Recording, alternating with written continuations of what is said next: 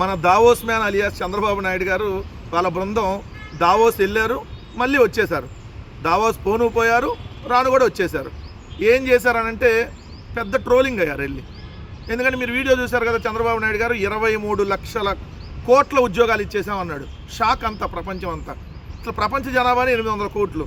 అంటే ప్రపంచంలో ప్రపంచంలో ఉన్న ఏదైతే పుట్టినటువంటి బిడ్డ దగ్గర నుంచి ఏదైతే పండు ముసలాల దాకా అందరికీ జాబులు చంద్రబాబు నాయుడు గారు ఇచ్చేసి ఇంకా జాబులు ఏలియన్స్లకి, లేదంటే సీఎంలకి, లేదంటే పురుగులకు కూడా ఇచ్చేసాడేమో. అసలు ఆంధ్రప్రదేశ్ రాష్ట్రం చూసుకుంటే 5 కోట్ల జనాభా. అంటే 5 కోట్ల జనాభాకి 23.5 లక్షల కోట్ల ఉద్యోగాలు ఇచ్చేసావంటే అంటే ఏంటి? ఒక్కొక్కరికి 23,000 ఉద్యోగాలు ఇచ్చేసావా? అంటే ఫోన్లు వస్తున్నాయంట వాళ్ళకి. ఏదో 5 నిమిషాలకు ఒక ఫోను, అయ్యా మా కంపెనీలో మీకు ఉద్యోగం ఇచ్చారండి, మా కంపెనీలో మీకు ఉద్యోగం ఇచ్చారండి. 23,000 ఉద్యోగాలు అంటే మన మామూలు కథ కాదు.